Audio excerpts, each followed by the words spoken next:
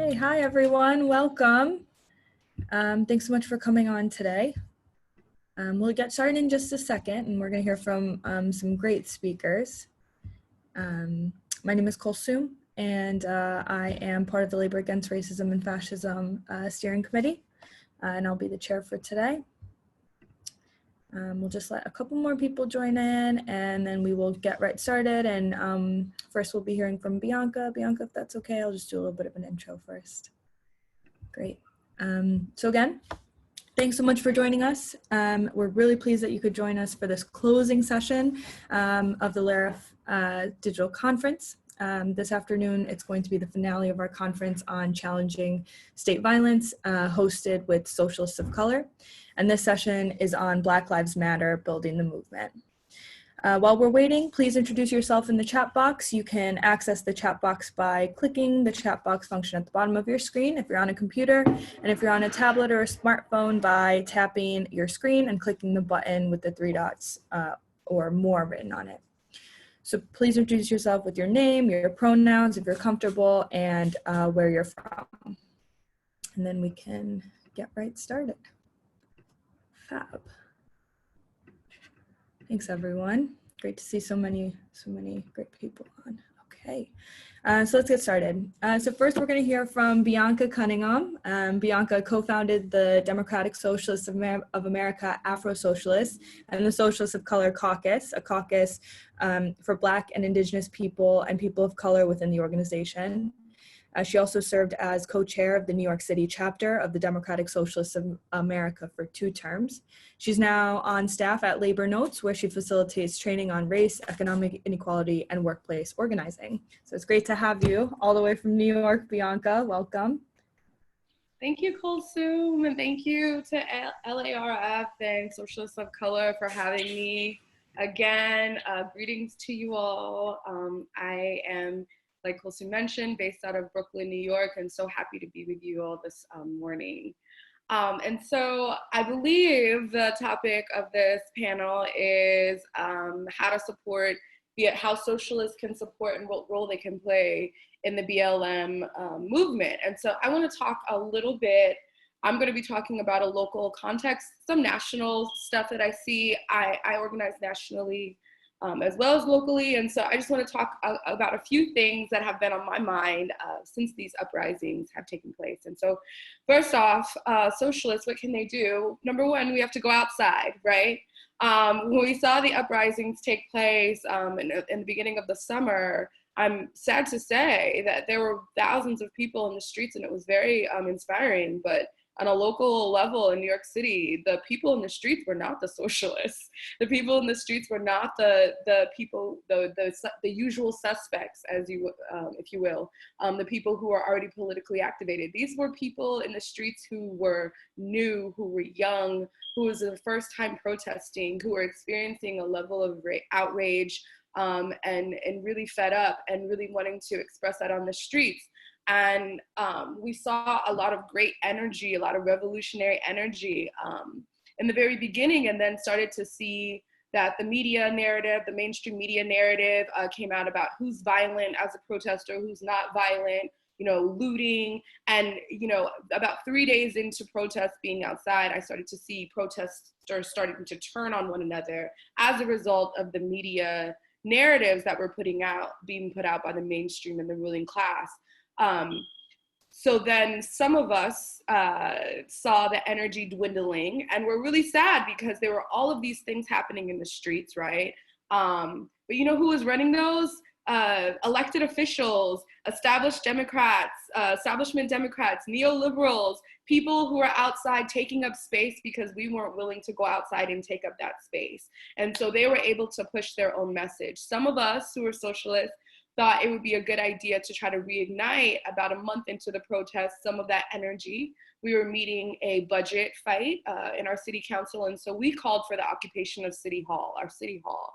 And that's where our city council, who has the power to defund the police, cut the budget, fund education, and fund other programs that make our city safe, they were making a decision, and so we wanted to put some pressure on them. And so we called for this occupation of our city hall. And who came? All of these people who were newly activated, young folks folks from all walks of life, housing insecure people, all kinds of people who had a beef with the police, right? I got to tell you who didn't come. Again, socialists. We had thousands of people in that space, and that were crying out for political education, crying out because they were upset, crying out for a message. And there was very few socialists in the space that could provide that political guidance to people. And we were scrambling, trying to find our comrades. And I think because of COVID and because of other reasons, people just didn't show up. But I think that's unacceptable. Whether you think that the fight lies in the workplace, on the side of the workplace and workplace struggle, or whether it's going to be in the streets with the proletariat, however it's going to be in the streets. Essential workers are outside. People who are fed up with the system are outside. We need to be outside too. And that's just the reality of the situation. And so go outside. And after this, I'll be outside in my community doing flyers for an event that we're having. We're taking this opportunity where people are experiencing COVID, experiencing all of this economic insecurity, experiencing a global pandemic, experiencing the failures of the ruling class and the corporations and our government, experiencing that failure and wanting to talk about it. And now is the time that we need to meet people with our message. This is the moment. And we can't meet them through our Facebook events, right? Through our normal webinars. It's great that we have these. It's good for us to talk to one another and hear from one another. But the people that we want to reach are not logging in this way. And so we really do have to be willing to be outside to take that message. And I'll just also say too that, there are a lot of other people, I think, socialists in the United States and in New York that I've seen that are a little bit dismissive of this movement, right? They're a little bit dismissive of not BLM. They understand and they'll say Black Lives Matter and they'll recognize this as a force. But this movement and this moment to defund the police, to abolish the police, where this consciousness is raising among the masses, I feel like some are really dismissive of this moment. And I feel like they have a real opportunity to not be dismissive of this moment, and if you care about housing and if you care about, class struggle, and you think that unions or workplaces or, fighting the landlord or fighting for healthcare is the way that we should be fighting and not in the streets fighting the police, fine. Find a way to make those messages connect. I can tell you really proudly that the thousands of people that we were able to gather that were new to politics, that didn't even know who their representatives were, that didn't even know, had never even heard about socialism, were just so upset about, corporate greed and, all of the things that have been transpiring in the world, in their eyes in the last decade. These people, we were able to talk to them about how this is connected to housing. And so this group that we convened from wanting to defund the police, wanting to fight back against state power, has now been able to recreate itself to stop evictions, right? To turn themselves into eviction defense. The same group is now being able to morph itself and have a consciousness about how housing and the police are so related. And so now we find the same youth shutting down housing court. And so there is a real opportunity to funnel people into organization and to funnel people into our message if we're willing to be creative and really meet them with our political education. I also want to say something else about our message. Here in the United States, I think one of the most frustrating things that I've experienced is that, Bernie Sanders had such a great chance to become president. Of course, we didn't win. There was so much energy from the socialist movement in the United States behind Bernie Sanders. There's so much enthusiasm. There was so much, creativity, and it was such a beautiful moment. I wonder why we can't bring that same energy and initiative and creativity to this moment. I wonder why it's different. I don't think it is. And I encourage for socialists to really take this moment serious, like I said, and go outside of the Bernie electoral politics kind of narrative and find a way to connect to what actually matters to people. Me, myself, I came into the movement through organizing my workplace, but the organizer that I was working with from the union was a socialist who took me to a Black Lives Matter rally. And that activated me. And I feel like we need to find ways to march with teachers and march with parents and students against the unsafe reopening of schools and tie that into why Black Lives Matter. We need to march with the tenants against the landlords and tie that into why Black Lives Matter. I think that we really can do this, and we need to be honest about our message. We talk about universal healthcare in this country, in the United States particularly. It's one of our main things that socialists have championed. But people realize that they don't trust their government. So we need to be a little bit more creative when we're talking about what it looks like for the government to assume the responsibilities of administering healthcare in this country. We need to understand that the infant mortality rate for Black women is so much higher than white women. And I don't know how universal healthcare is going to fix that. But we as socialists, it's our job to find that message and to take that and to start to think about this in a really different way and be adaptable, being able to adapt to this moment. The other thing I'll say, don't get caught up in bylaws. I know in socialists, we love to like explore all the areas of democracy and ways to govern and bylaws and constitutions, and we all like to nerd out about that stuff. We're trying to build a mass movement, y'all, and we can't let those kinds of things stop us from being able to grow in the ways that we need to grow. And so don't be afraid, and don't let Robert's rules and bylaws stop us from growing and reaching the people that we need to be reaching and taking our message to the places where it needs to be. And the last thing I'll say is that we just need to continue to distinguish ourselves from, in the United States, the two-party system or the ruling party system, whichever that is. And that means continuing to point out the contradictions, continuing to talk about accountability, continuing to identify ourselves as the working class and not outside of the working class, right? Identify ourselves and listen to our comrades, trust our comrades. We should not be fighting with each other right now about race versus class and all of this nonsense. We should be meeting people in the moment that's activating them. And this is about a uprising of people who are upset, poor people, Black and brown people who are upset about the handling of COVID, about, you know, the disrespect and the white supremacy that has been able to reign through this country and through this world. People are upset about this, and we should meet them with a message that matches that outrage and that emotion and brings them into organization, into movement. So I'll stop there. Great, thank you so much, Bianca. That was fantastic. And, you know, as a fellow American, but I'm living here in the UK, all your comments really resonated. So thank you so much for being with us today.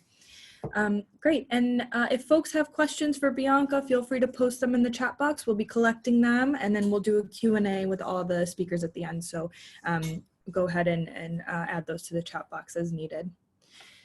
Great. So next, we're going to hear from Bess Oates, who is an organizer with Black Lives Matter London, managing their Facebook pages, who have also helped mobilize huge protests in the capital and was instrumental in helping revitalize Harrow Young Labour, which she is currently chair of. So over to you, Bess. Good afternoon, everyone. Thanks for coming to listen to this very important discussion. A big thank you to Labour Against Racism, Fascism and Socialists of Colour for inviting me on. Yes, so my name is Bess. I run the Black Lives Matter Facebook page and have helped to facilitate a lot of the protests that have happened over the past few years, but especially in the past couple of months. I'm just going to talk you through some of the reflections following the wave of protests and our demands moving forward, and then just maybe a few pieces of advice to kind of take with you to keep the momentum kind of going. So we've had a huge wave of protests in the US, but also here in the UK following the murder of George Floyd. 2020 wasn't the beginning of Black Lives Matter, and we've been having protests on these issues for years. Like, none of this is new, but it's clear to see that in a way we haven't seen before, Black Lives Matter and its demands have really worked its way into the general consensus in an enormous way. The protests in the UK that happened as a response to the murder of George Floyd were the biggest protests outside the US, with tens of thousands of people and lasting over 2 months. There's been a real commitment of time and energy that many of us won't have seen before in our lifetime. It'd be really difficult to pinpoint one reason why these protests have taken the UK by storm now, given that Black Lives Matter has had a presence in the UK for years. But instead of questioning the reasoning behind the spark, I think we need to focus on harnessing that energy to enact radical change. So the protests up and down the country precipitated huge discussions on the way the colonial past of Britain is portrayed or not portrayed. There's definitely been this more universal recognition that Britain isn't innocent. Racism isn't just a problem in the US, and the existence of this movement in the UK is more than just standing in solidarity with victims of US police brutality, which is powerful in itself, but recognizing that police everywhere are harmful, that there are long-lasting effects of colonialism on racial power dynamics, and that government policy hasn't at this point helped in the fight for liberation. Following from that, I'm just going to do a refresh on what the demands of Black Lives Matter are, and specifically in a UK context. So justice for Black people who've been systemically let down by the justice system, such as Belly Mujinga, education about Britain's colonial past, to be included in schools. People shouldn't be learning about slave traders after a statue comes down. We should be aware of this from a young age and be horrified about it. And yes, that includes Churchill. Justice for those affected by Grenfell. Thousands of people are still in dangerous homes in a pandemic. 300 buildings still have dangerous cladding. Social housing residents still don't have much of a voice. Justice for those affected by the Windrush scandal. Lots of cases still not resolved. The government compensation scheme's only made a handful of payments, and the Home Office hasn't even apologised, as far as I know. And finally, to start looking at other ways of handling crime. And this is the abolitionist part of Black Lives Matter, which is a really core part to the movement. So taking money away from the police to reinvest in the community, aiming to tackle the root causes of crime such as poverty. The police are institutionally racist. Too many Black people have died in police custody, and the police are very quick to be violent towards Black people. To meaningfully engage with this movement, we really need to have an open mind towards abolition. So here's what you can kind of do moving forward. We are still in a pandemic, so I'm going to focus on the sort of things that you can do at home outside of demonstrations, but if you're able to go to the demonstrations, they're still happening regularly and being posted online. So you can donate money to Black charities like the Stephen Lawrence Charitable Trust, and the GoFundMe pages for individual people who have not received justice or are struggling because of their race.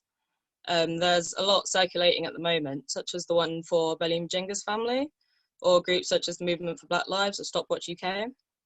I know money is tight for a lot of people at the moment because there's been a huge rise in unemployment recently as a result of the pandemic, but even if you can just share these links around, that's still really useful.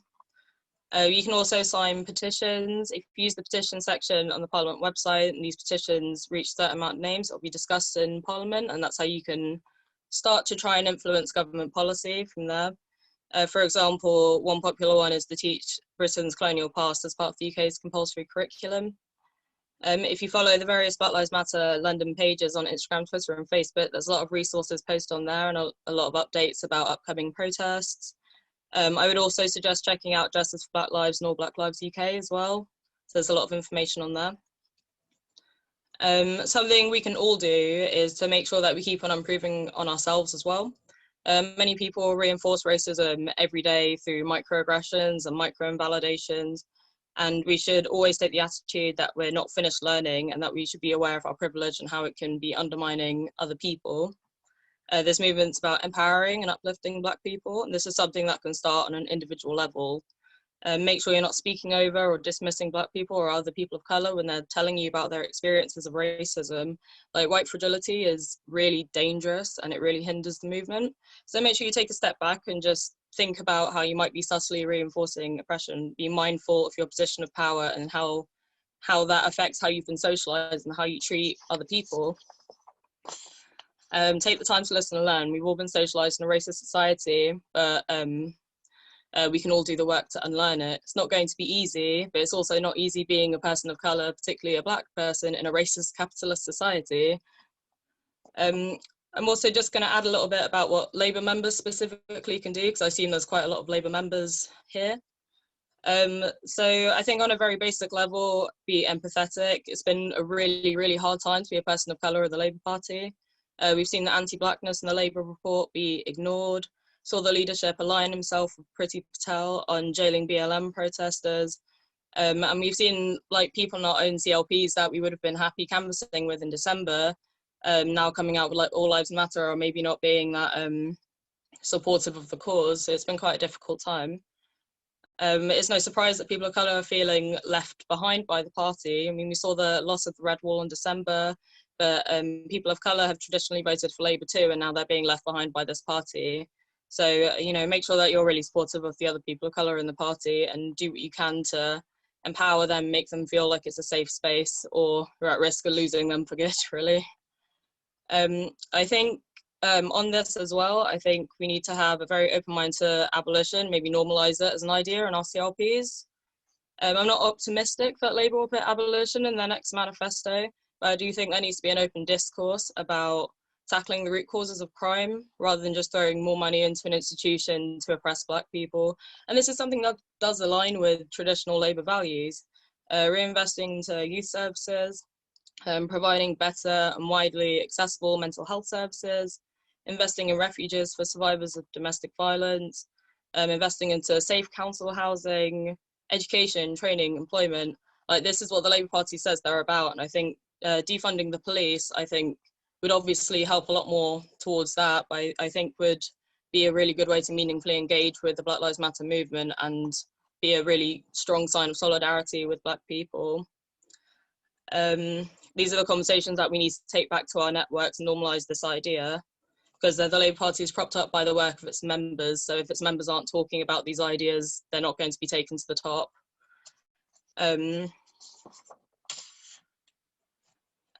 Yeah, so that's all I really have to say on that. Thanks again to Labour Against Racism and Fascism for inviting me, and Socialists for Colour too. I'm looking forward to hearing the next speakers. Thanks for listening. Great, thank you so much, Bess. Really appreciate your comments and all your hard work that you do in Harrow and for the Labour Party.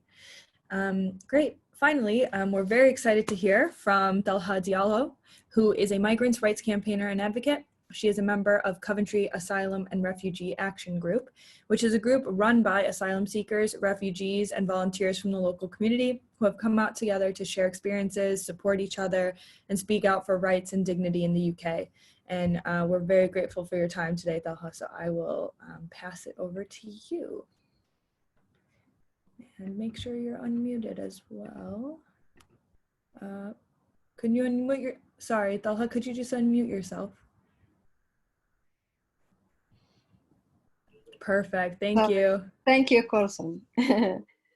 So my name is Talha Diallo, and I'm from Coventry Asylum and Refugee Action Group in Karag.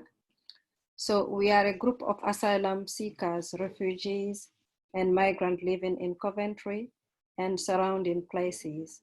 We currently are over 100 members from 22 nationalities. We support one another in different ways, such as escorting to GP, taking someone we support to hospital, escorting to reporting centers, or sharing food or space.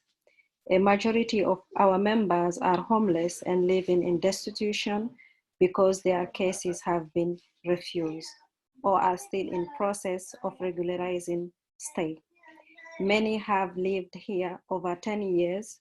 Mental health is also a huge challenge. During the pandemic, we support members with monthly phone credit to help with isolation. We have also been cooking and delivering food for those without access to cash or kitchen. Karag is also in the process of registering what we call Karag Housing Project, a company limited by guarantee. We want to end homelessness and destitution amongst asylum seekers and help everyone to sort their immigration status. Karag Housing Project aims at achieving three things: provide a room to everyone. Every human being deserves a place to call home. Provide cash in form of a destitution fund so everyone can cook and eat what they want. Offer financial support or legal fees so members can receive legal advice. Due to legal costs, there isn't many solicitors working with asylum seekers. I know you also wanted to hear about how we are working with our local MP, Zara Sultana. Zara is a friend of Karag. Our friendship started way back before she was elected to Parliament. We value the relationship such that we have done a number of things together. First thing she did when she was elected, she invited Karag to speak at Labour Victory Party here in Coventry, where we shared the platform with the then Labour Jeremy Corbyn. At the beginning of the pandemic, Zara's team initiated a meeting with Karag to find out what Karag needed. That's how Zara's is part of our lovely volunteers team that deliver food that Karag is cooking. Zara also nominated Karag as her charity of the year, and we were given £105,000, which we put toward cooking food. we were launching a report titled Hear Us, Experiences of Asylum-Seeking Women During the Pandemic. We also thought we could discuss the findings with Zara. The Hear to Us report is an account of experiences of asylum-seeking women during the pandemic across England and Wales. Please read it if you haven't. I can go on and on. How you can get involved. Support campaigns that are calling on the government to give leave to remain to all refused asylum seekers and undocumented people as a way of protecting the public from the pandemic. Support the call for government to allow asylum seekers to work, the Lift the Ban campaign, sign up the charter that is proposing a fairer asylum and immigration policy post-Brexit. Lauren will put this link in the chat. Let your MP know all these campaigns too. For Carag Housing Project, help us with funding resources by recommending or putting Carag in touch with funders and good landlords. Donate to support our work so we are able to give fund credit, food, and other necessities. Set up direct debit if you can. We accept donation of any form. Every penny counts. Spread the word, tell your friend about Carag. Signpost people who should be joining Carag and other local groups. Subscribe to our newsletter, carag.co.uk. Volunteers with us. Send us an email. Our email is also in the chat. Last but not least, get your trade union branch or local Labour Party branch to affiliate and support Carag and the Status Now for All campaign. Thank you very much for inviting us. Great, thank you so much. That was fantastic, Talha. We, I think there's a lot of solidarity and intersection around Black Lives Matter in the US, in the UK, and with the migrant community. And it's obviously a global issue, and we're going to continue to fight in every aspect that we can. So thank you so much for joining us. Great, so now we'll move to the Q&A portion. And we have a couple questions ready to go already. Again, there's still time to ask additional questions. If you need to, just use the chat box and we'll go from there. So I will probably go in the same order as we've done for the speakers, and give each of you an opportunity if you wish to respond to the questions. So the first one is from Chooks. Please explain what you mean by defunding the police and the need for it. What is the link between Black Lives Matter and socialism? Bianca, can I come to you first? Yes, so can people hear me? Okay. Great question. Defund the police means taking money and power and leverage away from the police departments. And the reason that we want to do that is because we believe in abolition. And so we're trying to move towards really narrowing the scope of what the police do and what they have control over. But also because we've seen, at least I'm from the United States, I live in New York City, I've seen public hospitals and public healthcare be systematically defunded every single year for the last 10 years. We see public hospitals in underserved communities close all of the time because of budgets. They don't have the money, their budget is cut. We've seen teachers, educators, and public educators talk about their budgets being cut every single year. They don't have the resources to even open schools safely right now because they were already underfunded. Some of them by, up to millions of dollars, and some of them for as little as $360,000, but it doesn't matter. The point is that they're already operating in a deficit. And so where do we actually want to see our taxpayer dollars go in the US is the question. And I think for us, we'd much rather see it go towards keeping hospitals open in communities, making sure that nurses have safe staffing, which is a union or a labor demand. And also making sure that educators have the resources and the money they need to be able to teach safely and feed our kids and and do all the things that all the services that provide that are so dire to our community, that are much and more needed, much more needed than 10 police officers, within one city block. I live, if I walk to work, it probably takes me about 40 minutes. It's 10 blocks. When I walk to work, or when I take the train to work, it's one stop. Every single day, I probably, between my house, my front door, and the front door of where I work, I see about 10 police officers every single day. I see them on the train. I see them when I get off the train. I see them upstairs, outside of the corner store. I see them in my lobby sometimes waiting. We don't need this many police officers. The NYPD is operating on an $11 billion budget, while our educators are saying that they don't have enough money to even get school supplies. So this doesn't make any sense. We want to move that money over towards, we feel like it's better going to be utilized. But also, I think the other question is, like, what does the BLM have to do with socialism? Well, the founders of BLM officially are Marxists. And if you look at the Movement for Black Lives website and all of the demands, many of them are in line with the demands, if not all of them are in line with the demands that socialists globally are making.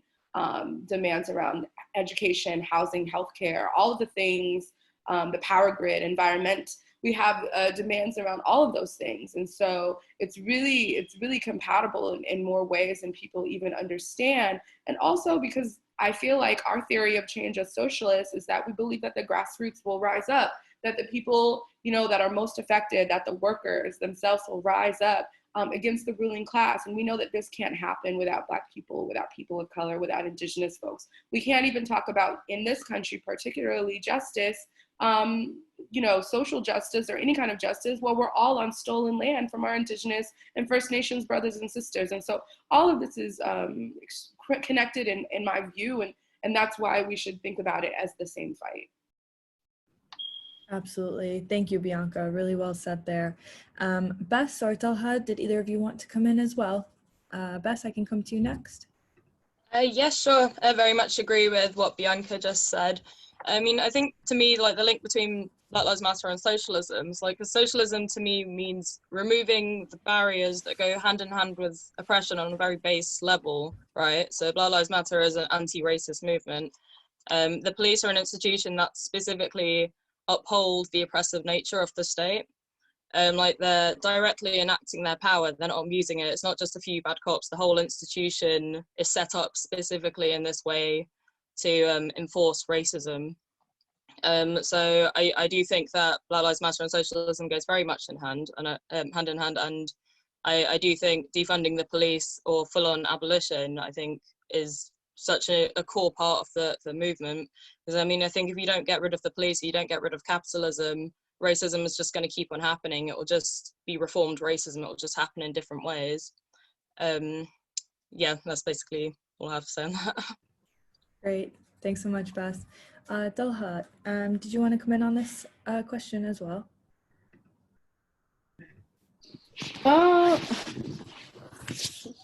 Not much. I can say I agree with what they are saying. So yeah, you can find racism everywhere. So with the police and even with the immigration sometimes. So it's a bit complicated. You can find it everywhere, and as they said, we need to find a way on how to fight against racism and have our own voice. Yeah. Perfect. Thank you so much. Thank you all for your contributions. Once again, if you have a question, please make sure to pop it into the chat box. For the questions around. Kosi, may I just add something on that last question? Absolutely. I mean, one of the things that I understand is that we as socialists are calling for some sort of like radical democracy, right? We want to bring democracy into our workplaces, into every avenue of our lives, and every institution. That's what democratic socialism, is to us. And so we have to be mindful about the fact that the police are actually the least accountable institution in, for sure, the United States. And I would say the military is right behind, and I link them all together. And so who are the police accountable to in the United States? And I know that, Chuka, you said that that problem doesn't exist in the UK. I can only speak to the US context. But here in the United States, the police are accountable to nobody. There's nobody that's allowed to criticize the police, not government, and nobody. And so, their job is to protect the ruling class. Their job is to protect property. So we as socialists should be challenging that power dynamic in every opportunity that we have in every arena, because their existence is actually stopping radical democracy from happening. We can't have radical democracy if we have a body that is acting violently against people with no accountability and no consequence.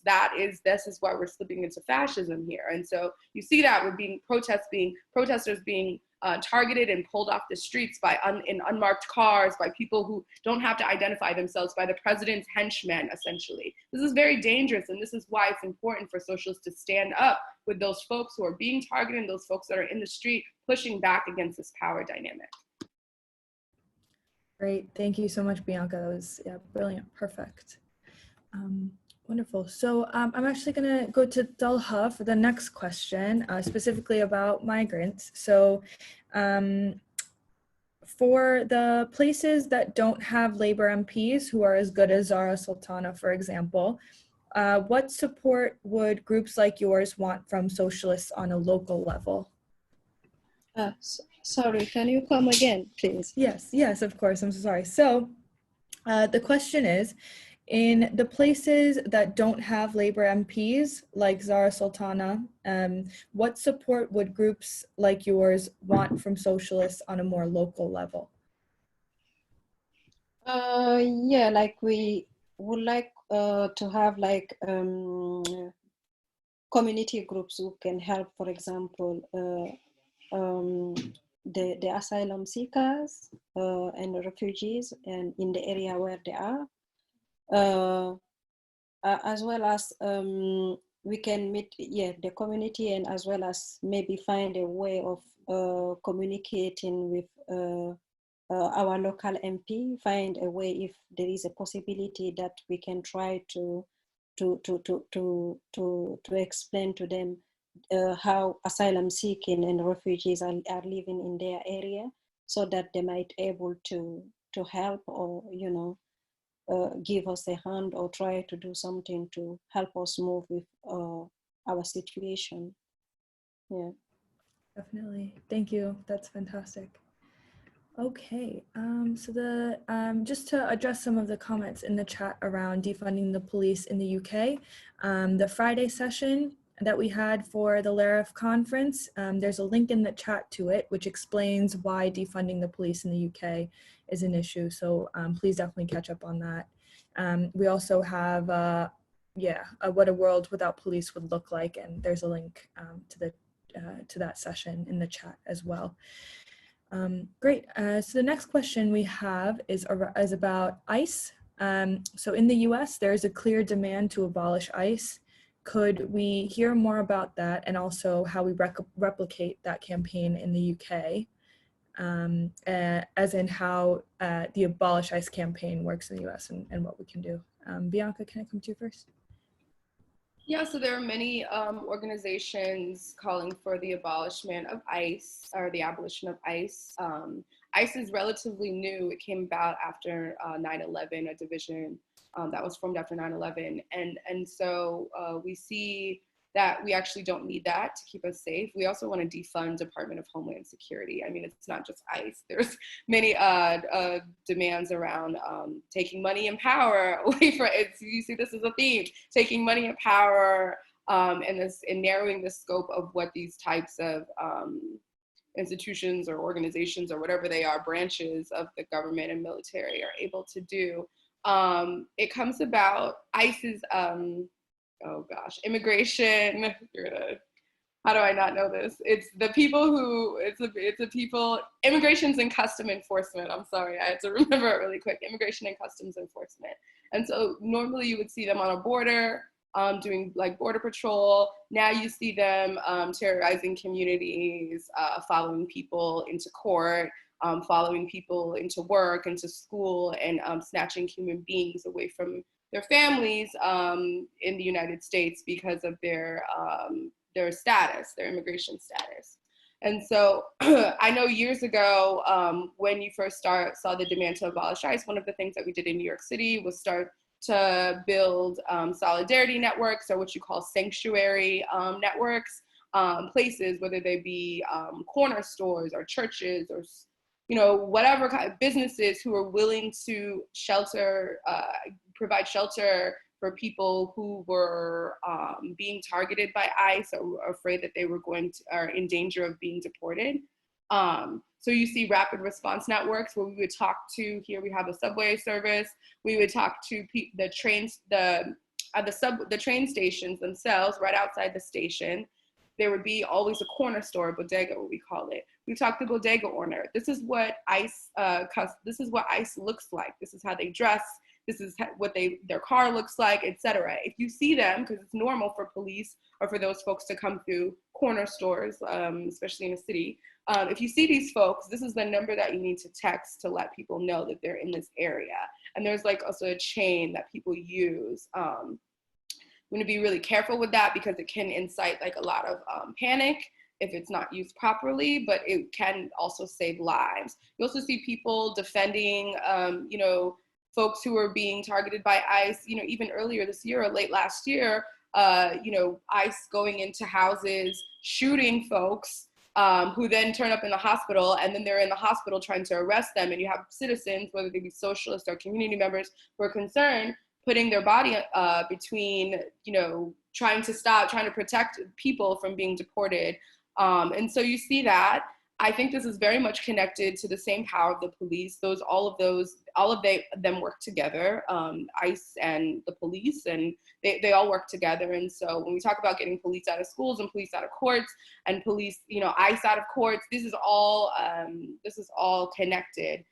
As far as what to do, I mean, I think the most practical thing that we start with is, what networks do we have that already exist, and what kind of infrastructure can we start to build out from there on just a chain of communication first and foremost, and sharing best practices around what to do when you encounter this. And so I think that, like, we call them know your rights trainings, as well as like rapid response networks for this type of thing, for these types of situations, can be really useful, and just like the very first line of defense, community defense of our brothers and sisters and siblings who are undocumented.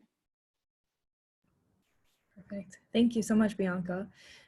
Bess, did you want to come in on this question? I don't really have much to add, but I've written down a lot of notes from that site, so hopefully can build a campaign moving forward. Great, thank you. Delha, did you want to come in? Yes, as she was mentioning, so here is like the immigration, the UKBA. So asylum seekers have a lot of problem with the immigration. Sometimes, sometimes, all of the time they try to deport people. So here is like the way we are trying to fight is like by doing campaign. We work in partnership with a lot of organizations which are fighting against deportation, as well as those are fighting against as well those one who are in the detention centers. So we join a lot of campaign about that to try to help people and then abolish, like what they say, the detention center. I know it's not easy to close the detention centers, but if, for example, we have an asylum seeker who have, for example, who can explain her story, try to tell people what she has been going through, or he here and as well as back home, so that can try to fight and do a campaign against to fight against that person to be deported, or maybe try to link that person with organization who are fighting against deportation. I know that is not easy because sometimes you can't see them all the time, but they used to come at home around 2 a.m., 3 a.m. when nobody knows, everybody is sleeping, everybody are sleeping. So they come to the house with many cars for just one person and try to take you from the house to the detention center. And from there, they try to deport you without anybody knowing. Yeah, so we the best way to fight against those is like to join hands, do campaigns, and fight against the hostile environment. Yeah. Thank you. Absolutely. Thank you so much. Yes, that's exactly right. All these causes are linked together, and we need to support each other wholeheartedly across countries as well. Okay, fantastic. So before we move to the next question, just a reminder that if you have a question, please do pop it in the chat. We have about 5 or 10 minutes left before concluding remarks. But there was one question in the chat from Charlotte who asks, could you please build on the link between anti-racism and anti-capitalism? Why is it important to be anti-capitalist to be an anti-racist, and also vice versa? Bianca. Sure. Thank you so much for that question. I want to add to the last question too. The way that racism, and this goes into this question as well, the way that racism manifests itself in the United States is very different. I feel like there is racism where there's almost a competition sometimes. We call it oppression Olympics between which group is more oppressed. You know, the anti-Blackness that lies in some communities of color is real, right? The anti-immigrant sentiment is also real in the African-American community, and we need to be honest about that.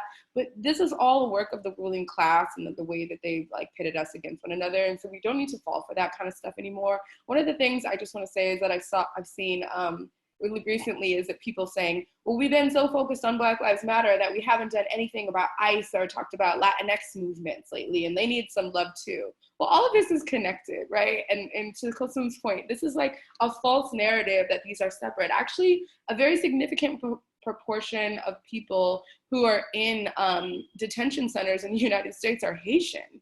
Not Latinx. And so to talk about this as like a Black or a not Black issue is a false narrative. And I just really want to reject that and say that we should all reject that. I hope that we do. As far as anti-racism, anti-capitalism, this goes right back to our US context. I mean, the context in the US is that this country was founded, on stolen land.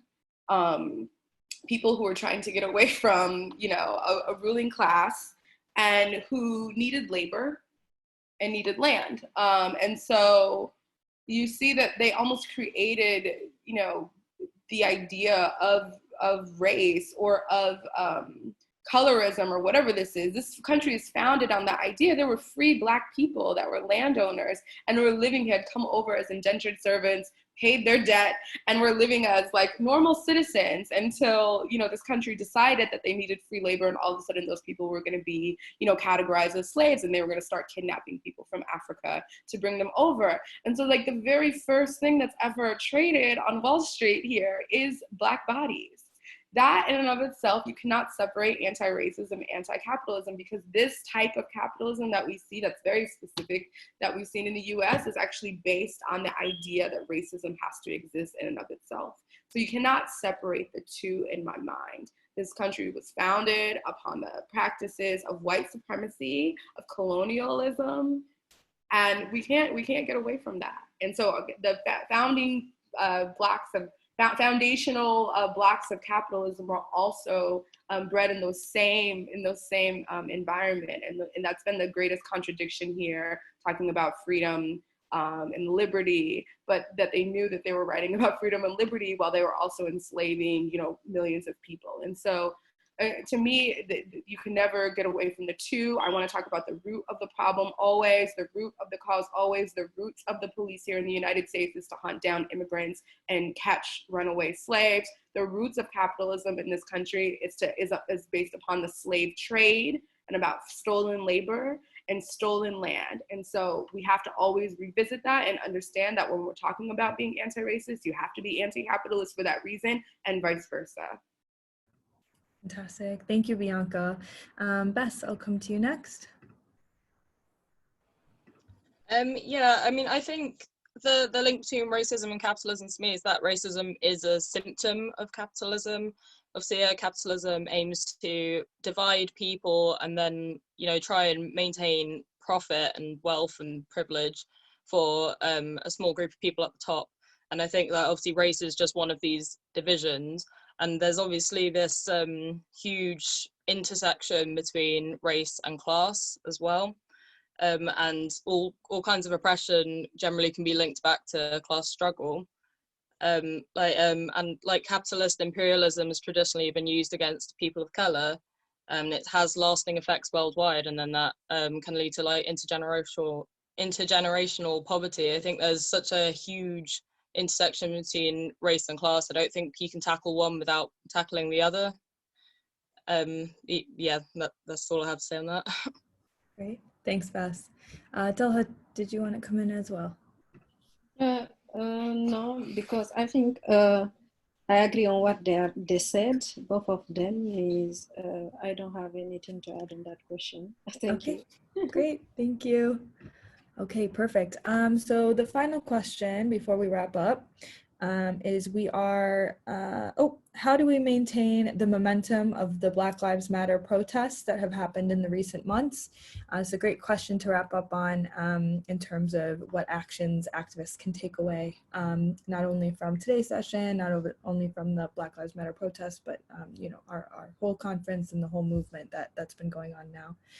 So Bianca, I'll come to you first. Can we actually go to Dalha first? Because I feel bad.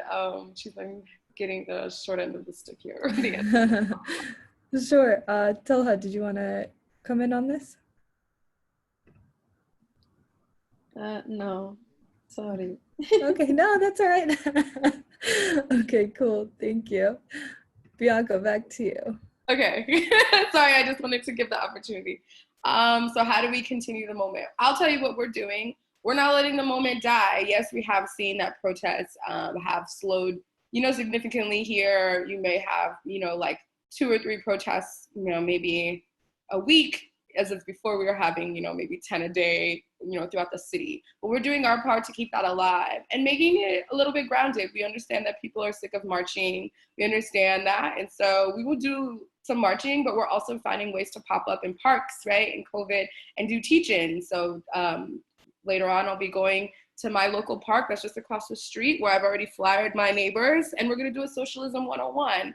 And then we're gonna talk about what defunding the police means and what socialists want, for our communities, and how it's all connected. And we're gonna talk about a bunch of other issues. And that's really important too, right? To like talk to our neighbors. Another reason, we wanna be rooted in our communities is because we know that with the COVID crisis, there are so many millions of people who are unemployed in this country and who are experiencing economic insecurity. And so we want to gear them up to be able to fight. And that means talking to our neighbors to try to develop tenants unions. That means plugging into tenants unions that already exist. That means doing eviction defense for people who are being evicted right now. That means shutting down housing court to stop further evictions. And so we know that we need to be, doing that, and that this momentum will just carry into that. And then we also know that we have, educators here and people here who are facing the question about whether or not to return to school as we know it. And I think it's our job as socialists to then be in the streets with them and call for the safe reopening of schools and support labor and support teachers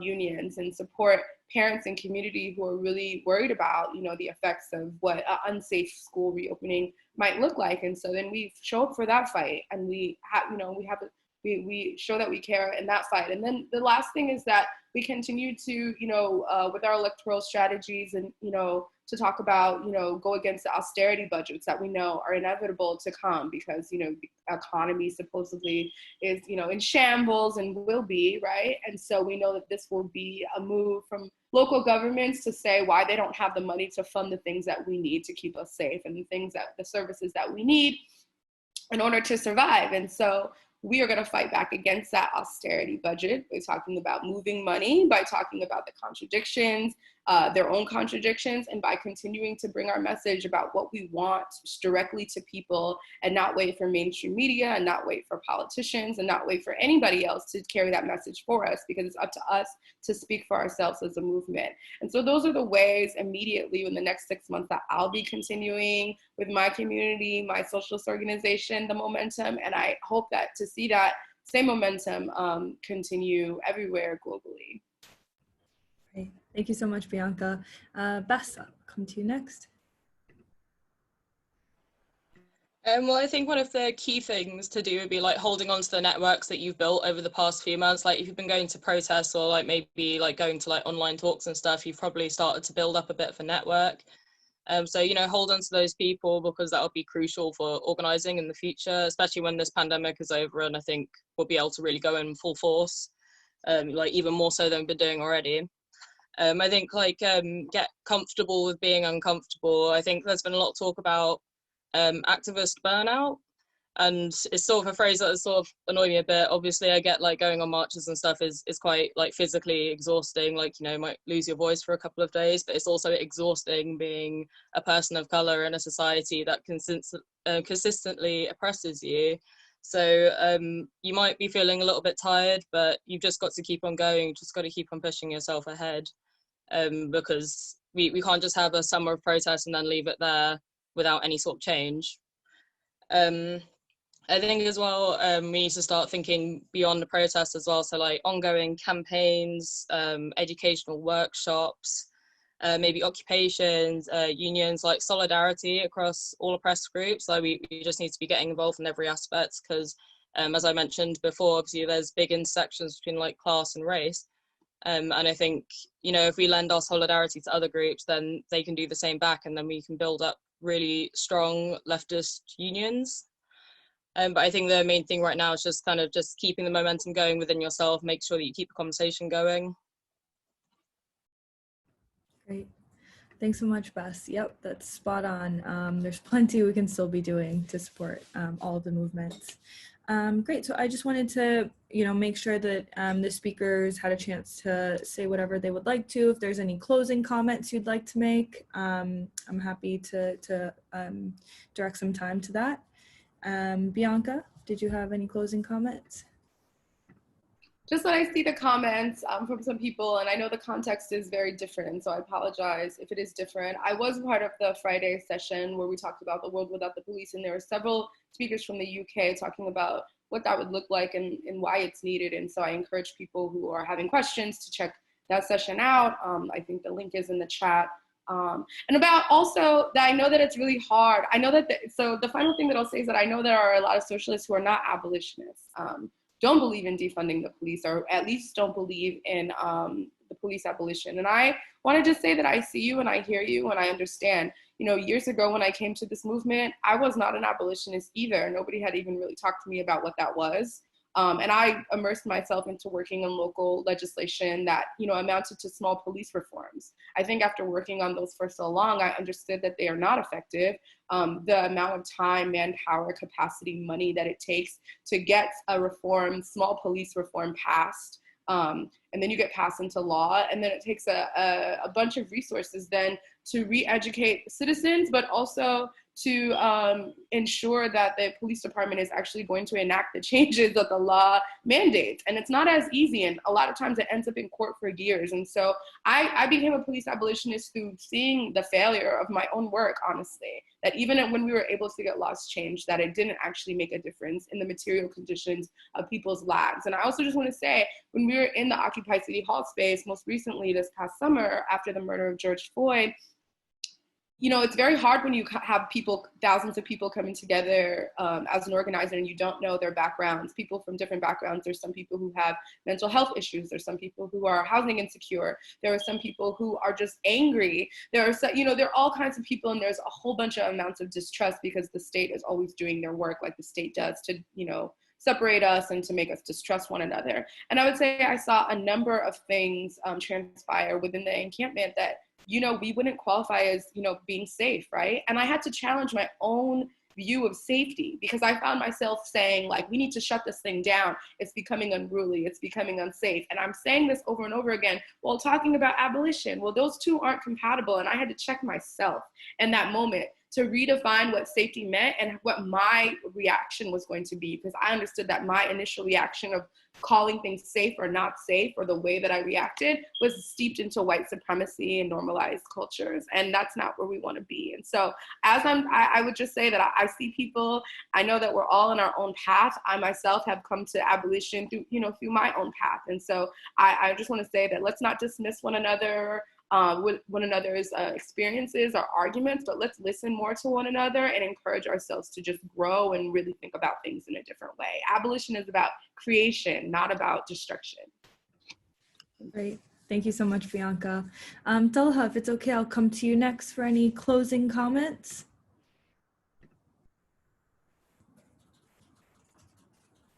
Yeah, thank you very much for having us here today. And we are very happy to be here. And I can say that united, we can be strong. So let's fight for what we think is right for all of us. And that's it, yeah.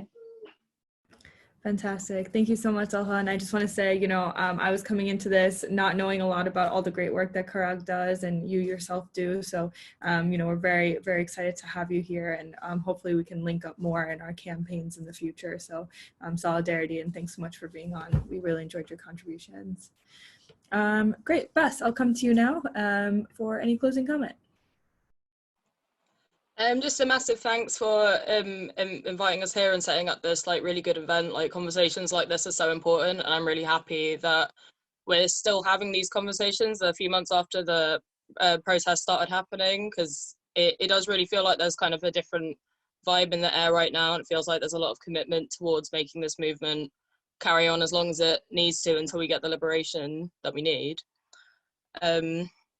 Yeah, that's all I really need to say, but it's very inspiring, and I hope that we can maintain this moving forward. Lots of solidarity. Fantastic. Thanks so much, Bess. Again, I just want to thank Talha, Bianca, Bess for coming on today. I think it's been a really interesting session. We have a lot to think about and a lot to fight together for in the future. So yeah, thank you all again. So we're just going to be wrapping up now for the next couple of minutes. Basically, if you have any feedback from the conference for us, we will share the feedback form in the chat. We really like to know how to make these sessions better, especially in this new digital space. So let us know what worked, what didn't work, and especially if you've been to different sessions throughout the weekend at this conference, it would be great to hear from you. So the link should be in the chat now. So yeah, again, thank you all for attending. Thank you to the speakers. And if you joined just for this session or for the entire conference, it takes a lot to make this happen. A lot of volunteers worked very hard to put this together. So huge big ups to them. And yeah, we have a lot to think about, lots to organize around. So coming up, Labor Against Racism and Fascism is holding another event soon at the World Transformed. We'll post the link in the chat to that. We are also thinking about where to go from here in practical terms. And so if you found the discussions from the conference interesting and want to help us continue to organize around some of these issues, please join the Labor Against Racism and Fascism Slack and help us develop our campaigns and events. And that sign up link will be in the chat as well. Also keep an eye out on your emails over the next month or so. We'll aim to send an email with a feedback form and links to the resources, articles, books, and links that have been referenced during this entire conference. Again, I'll leave the call running for a couple minutes so you can grab any of the links from the chat that you need, but we'll say goodbye for now. So thank you all so much. It was great to see so many people on the call all weekend.